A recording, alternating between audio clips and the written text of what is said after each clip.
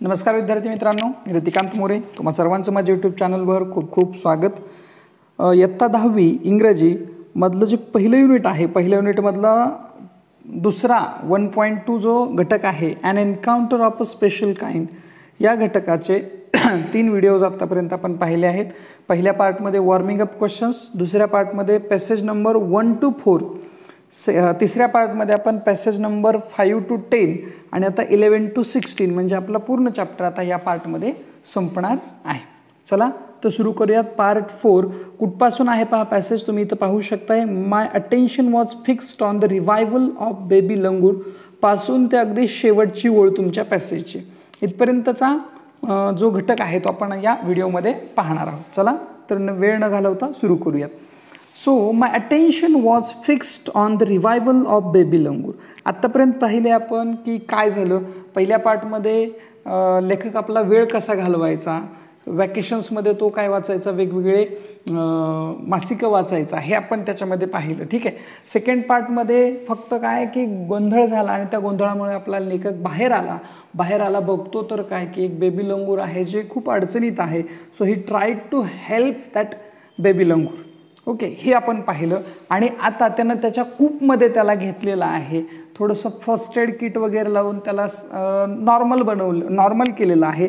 आणि आता पुढं काय घडतंय ते पाहूयात आपण या पार्टमध्ये. So my attention was fixed on the revival of baby लंगूर. म्हणजे माझं अटेन्शन पूर्ण कशावरती फिक्स होतं, रिवायवल म्हणजे त्याला आता पुनरुज्जीवन द्यायचं, त्याला आता पुन्हा तीच उमेद द्यायची त्याच्याकडे जी आधी होती, म्हणजे रिबर्थ थोडक्यात एक प्रकारे आपण म्हणतो ना, पुन्हा दुसरा जन्म, कारण ते मरता मरता वाचलेलं आहे. मग आता लेखकाचं अटेन्शन कशावरती फिक्स आहे की the revival of baby langur, फक्त त्याला वाचवणं हेच त्याच्या डोक्यात आहे. Suddenly I had an uncanny feeling of being watched. पण अचानकपणे मला काय झालं बघा, एक अनकॅनी फिलिंग. अनकॅनी म्हणजे कसं, ज्याला आपण अनएक्सपेक्टेड म्हणतो, विलक्षण, ज्याची अपेक्षासुद्धा लेखकानं केलेली नव्हती, आपल्या नॅरेटरने केलेली नव्हती, असा एक प्रसंग त्यांच्यासमोर, असं एक फिलिंग त्यांना त्या ठिकाणी जाणवतं. आता काय होते बघा, I turned away from the coop and looked up. There sat the mother langur on our kitchen roof watching every move I made. So लक्षात घ्या, त्या पिलाची आई काय झाले, त्याच वेळेला जेव्हा लेखक ह्या सगळ्या गोष्टी करतोय ना, त्यावेळेस काय झाले तर लेखक असं म्हणतोय की I turned away from the coop and looked up. मी त्या कूपच्या बाहेर आलो, टर्न अवे केलं आणि पाहतो तर काय की the mother langur on our kitchen roof. ती जी आई आहे त्या पिलाची, त्या किचनच्या रूफवरती, त्या छपरावरती बसलेले आहे. Watching every move I made. काय करते, शी वॉज वॉचिंग एव्हरी मूव्ह, म्हणजे माझ्या बाळाला काही दुसरा त्रास तर हा मुलगा देत नाही ना, या दृष्टीनं आई त्या पिलाचं ऑब्झर्वेशन करते आहे की ह्याला काही डिस्टर्ब तर होत नाही. म्हणजे आईचं आत्तापर्यंत सुद्धा काय आहे, त्याच्या बाळाकडं लक्ष आहे. शी सिम्पली सॅट देअर क्वाइटली. अगदी शांतपणे ती त्या ठिकाणी काय झालेली आहे, बसलेली आहे. As if convince that no harm was being done to her child by narrator. म्हणजे या नॅरेटरकडून दुसऱ्या कुठल्या प्रकारची इजा किंवा कुठल्या प्रकारचा हार्म, कुठल्या प्रकारची प्रॉब्लेम हा मुलगा या बाळाबरोबर, माझ्या बाळाबरोबर क्रिएट करत नाही ना, अशा दृष्टीनं आई काय करते, बाहेरून शांतपणे, सिम्पली सॅट देअर क्वाइटली, शांतपणे बसले, फक्त ऑब्झर्व करते आहे काय की बाबा ह्याच्याबरोबर काही वाईट होत नाही ना, त्याला मारलं वगैरे जात नाही ना, अशा काळजीनं आई बाहेर उभी आहे, कुठलाही डिस्टर्ब न करता, only observing what is happening there. Meanwhile, the baby sensed the presence of his mother and started to sob and cry a little louder. Okay, आणि जसं लहान बाळ आईकडं बघितल्यावर जसं रडायला सुरू करतं, सिमिलर अगदी त्याच पद्धतीनं the baby sense the presence of his mother. आणि त्या बाळाला सुद्धा अंदाज आला की आपली आई इथंच आहे, प्रेझेंट आहे. And started sob and cry a little louder. आणि लगेच हुंदके द्यायला, थोडंसं मोठ्यानं रडायला त्या बाळानं काय केलं, सुरू केलं. I retreated from the door and the coop to allow the mother access to her baby. आणि लेखकानं पण समजून घेतली परिस्थिती काय आहे. सो ही रिट्रेटेड म्हणजे काय, माघार घेतली त्यानं, त्या ठिकाणाहून काय झाला, बाजूला निघायचं त्यानं काय केलं, ठरवलं. From the door of the coop, त्या कूपच्या दरवाजातून तो हळूच काय झाला, बाहेर निघाला. कशासाठी, to allow the mother access to her baby, म्हणजे आईला एक प्रकारे परवानगी दिली की you can access your baby, तू तुझं बाळ जे आहे ना ते आता तू घेऊ शकतेस, ही इज सेफ, असं सांगण्याचा प्रयत्न अजून लेखकानं न बोलता केलेला आहे. Next, immediately the mother descended on the floor of the coop and picked up the baby in her arms. आणि इमिजिएटली, कुठलाही वेळ न घालवता, the mother langur descended, descended means come downward किंवा मूव डाऊनवर्ड्स म्हणूयात, खालच्या दिशेनं लगेच ती काय झाली, लगेचच ती खाली आली. कशासाठी, to access the baby on the floor of the coop and picked up the baby in her arms, आणि आपल्या बाळाला लगेच आपल्या जवळ तिने घेतलेलं आहे. She gave the baby a third body inspection to check his injuries and then cuddled him tightly in her bosom. बघा शेवटी आईचं प्रेम काय सांगताय, she gave the baby a third body inspection, म्हणजे पहिल्यांदा ज्यावेळेस ती आपल्या बेबीजवळ गेली, पहिलं काम आईनं काय केलं, जसं आपण कधीतरी खाली पडतो, आपली आई आपल्याला जवळ घेते आणि आपण कुठं पडलोय, गुडघ्यावर पडलोय, डोक्याला कुठं मार लागलाय का ही बघते, त्या पद्धतीनं त्या मदर लंगूरनं आपल्या बाळाला काय केलंय, थर्ड इन्स्पेक्शन म्हणजे काय, कसून त्याची काय केली, एक प्रकारे पाहणी केली की आपल्या बाळाला काही लागलेलं तर नाही ना, इन्स्पेक्शन पाहणी केली आहे. To check his injuries and then cuddled him tightly in her bosom, आणि आपल्या बाळाला बघितलं, त्याच्या इंजुरीज बघितल्या आणि आपल्या बाळाला कडल्ट म्हणजे काय, हेल्ड क्लोजली टू द बॉझम, म्हणजे आपल्या छातीशी अगदी कवटाळून घेतलेलं आहे. म्हणजे बघा आईचं प्रेम जसं आपल्या आईचं आपल्यावर आहे तसंच त्या जे लंगूर मदर लंगूर आहे तसं तेच प्रेम तुम्हाला या ठिकाणी सुद्धा काय दिसतंय, पाहायला मिळते. Means you cannot say the animals are feelingless, तुम्ही असं म्हणू शकत नाही की ॲनिमल्सला फिलिंग्स नसतात. They have also the feelings like same like us, म्हणजे आपल्यासारख्याच फिलिंग्स त्यांना सुद्धा असतात. The baby found a great solace in her caring arms, आणि त्या बाळाला सुद्धा जे आईचं प्रेम असतं ते आईचंच प्रेम असतं, तेच प्रेम त्या बाळाला आपल्या आईच्या केअरिंग आर्म्समध्ये, म्हणजे जे काही काळजी घेणारे हात आहेत ते काळजी घेणारे हात त्याला जाणवले, आणि सोलस म्हणजे काय, एक प्रकारची सांत्वना किंवा शांतता त्या ठिकाणी बाळाला आईच्या छातीशी लागल्यानंतर जाणवली. The mother sat still with the baby in her lap for a few minutes, आणि बाळाला घेऊन ती लगेच गेली नाही. She was still there with her baby, ती तिच्या बाळाबरोबर तिथं काही मिनिटांसाठी थांबली. It was almost as if she was pondering over her options and trying to figure out how she could keep the baby safe from further assault. Assault म्हणजे काय, हल्ले किंवा अटॅक्स ज्याला आपण म्हणतो.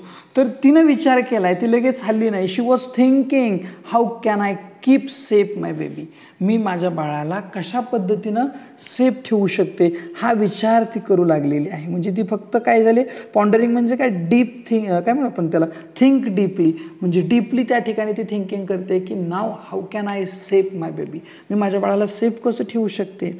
And she was trying to find the options, मला काय options आहेत, मला ह्या पुढचे अटॅक्स होऊ नये त्याच्यासाठी काय करावं लागेल.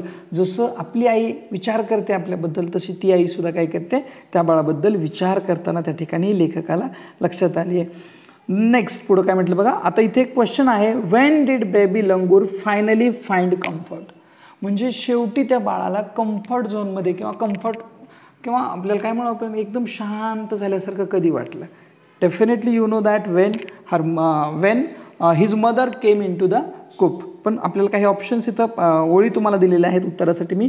The narrator gave a peeled banana to the baby langur after the attack. Attack नंतर काय झालं, समजा बेबी लंगूरला जो बनाना दिला, कारण त्यानं हेसिटेट बाईट्स केले होते बा, तो घाबरला होता, त्यानं खाण्याचा प्रयत्न केला होता, कम्फर्ट फील झालं होतं. Next, the mother langur came to him, ज्यावेळेस त्याची आई त्याच्याजवळ आली.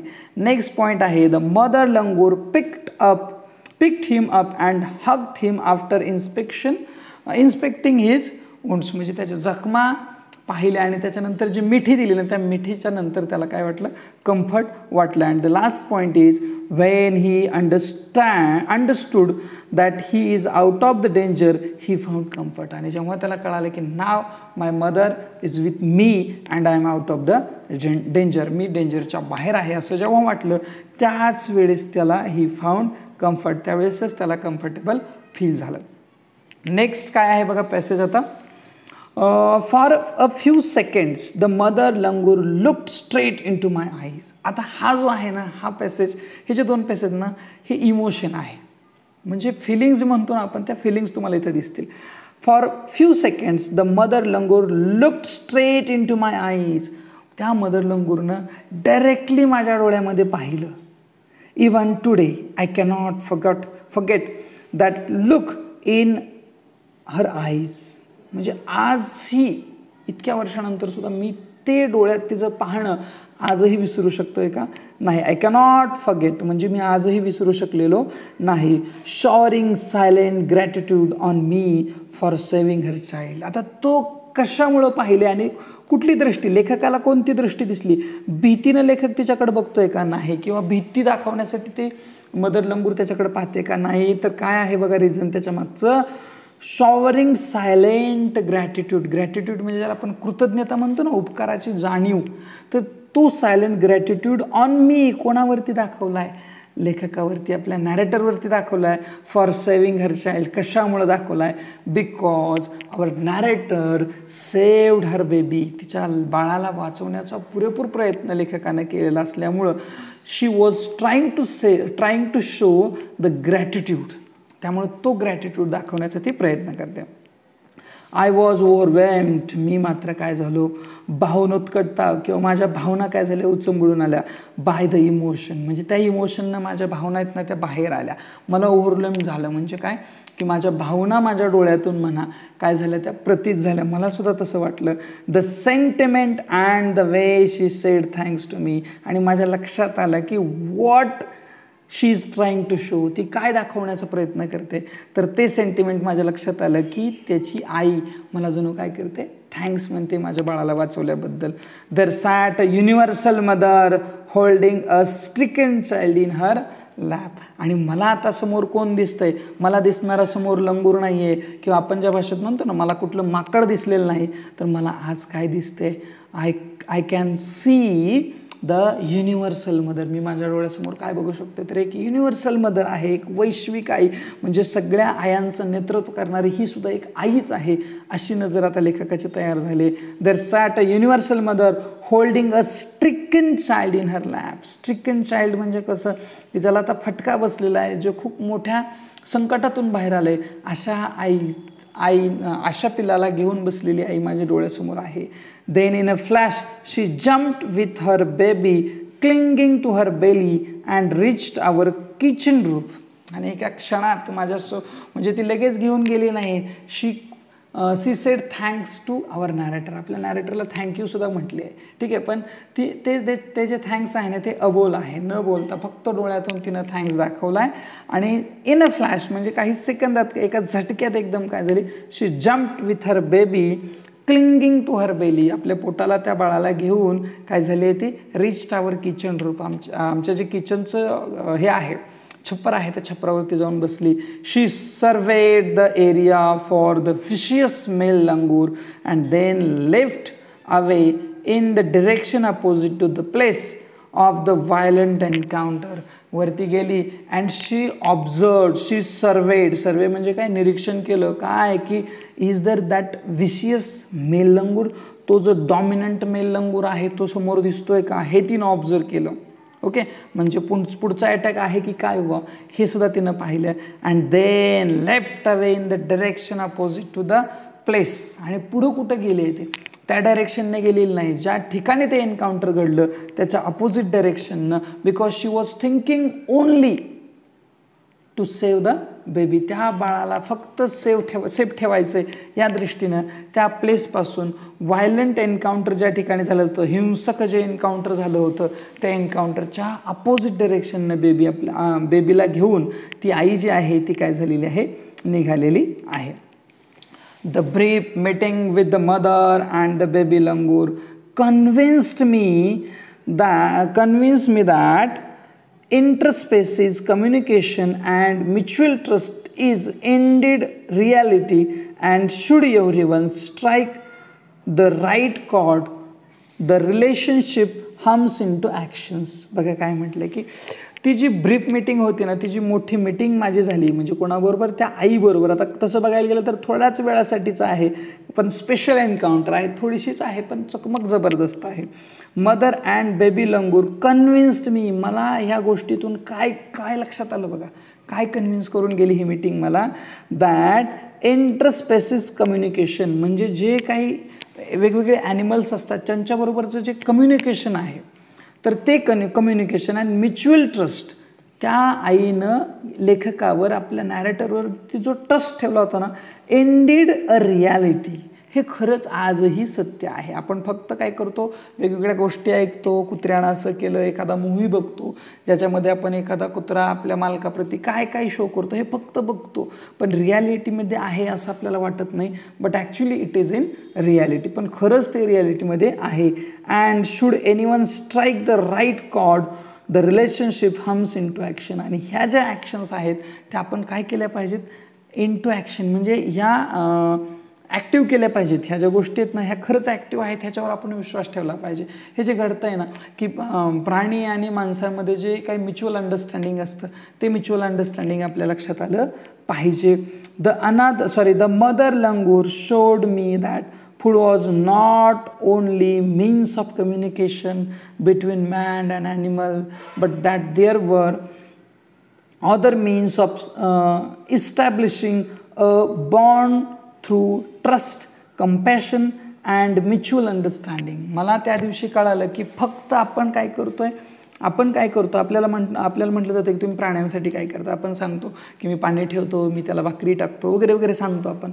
बट त्याच्या पुढं सुद्धा, बियॉन्ड दॅट, त्याच्यासुद्धा पलीकडे तुम्हाला काहीतरी दिसतंय, आणि ते आहे काय, तर लेखकाने सांगितलं आहे की between man and animal but there were other means of establishing a bond. आपल्याला हाच बॉन्ड इस्टॅब्लिश करायचा असेल तर आणखीसुद्धा काही गोष्टी आहेत ज्याच्यामध्ये आपला लेखक पहिल्यांदा सांगतोय ट्रस्ट, विश्वास, त्या आईनं माझ्यावरती ठेवलेला विश्वास. देन कंपॅशन म्हणजे काय, सिम्पती, ज्याला आपण काय म्हणतो की सद्भावना, दयाभाव जो आहे, तो दयाभावसुद्धा आपल्याकडं असला पाहिजे, तो आपण दाखवला पाहिजे प्राण्यांच्या प्रती. अँड म्युच्युअल अंडरस्टँडिंग, आणि त्याचं आणि आपलं जे काही अंडरस्टँडिंग आहे, आकलन आहे, त्यानं आपल्याला समजून घेणं, आपण त्याला समजून घेणं, ह्या तीन गोष्टी लेखकानं काय सांगितल्यात की मॅटर करतात. फक्त फूड देऊन चालणार नाही, फक्त वॉटर देऊन चालणार नाही, तर ह्या गोष्टीसुद्धा काय करा, लक्षात घ्या, असं आपला लेखक सांगतोय. 55 years have passed since that day. आज 55 वर्ष पूर्ण झाली हा इव्हेंट घडलेला किंवा हे एन्काउंटर घडलेलं. I am now 70 years old. मी आज 70 वर्षाचा आहे, म्हणजे याचा अर्थ 15 वर्षाचा असताना हे काय झालेलं आहे, घडलेलं आहे, असं आपण गृहीत धरूया. ठीक आहे. So I am 70 years old नाव, मी आज काय आहे, 70 वर्षाचं झालेलो आहे. But I still fondly remember that encounter of a special kind. पण आजही ती चकमक, काही सेकंदाची असो, काही मिनिटांची असो, ती चकमक आजही मी विसरलेलो नाही. आय स्टील फॉन्डली रिमेंबर, मी आजही आठवणीनं, आवडीनं ती गोष्ट काय आहे, माझ्या आजही जशाच तशी डोक्यात आहे. Means only food and water is not required by us. आपल्याकडून फक्त तेवढंच रिक्वायर्ड आहे का? No, they want trust, compassion and mutual understanding. प्राण्यांच्या आपल्याकडून असणाऱ्या ह्या अपेक्षा आहेत.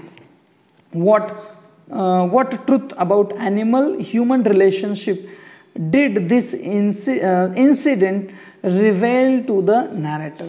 म्हणजे कुठलं ॲनिमल ह्युमन रिलेशनशिपचं जे काही गोष्ट आहे, ती कुठली गोष्ट नॅरेटरच्या समोर इथं प्रकट झाली. तर या ठिकाणी आता शेवटी आपण वाचलं बघा, the incident reveal to the narrator that interspecies communication and mutual trust is indeed a reality, and should anyone strike the right chord, the relationship hums into action. म्हणजे काय की आपल्या आणि आपल्या आजूबाजूच्या प्राण्यांमध्ये जे काही म्युच्युअल अंडरस्टँडिंग आहे, जो ट्रस्ट आहे, तो ट्रस्ट खरंच रिॲलिटीमध्ये आपण उतरवला पाहिजे.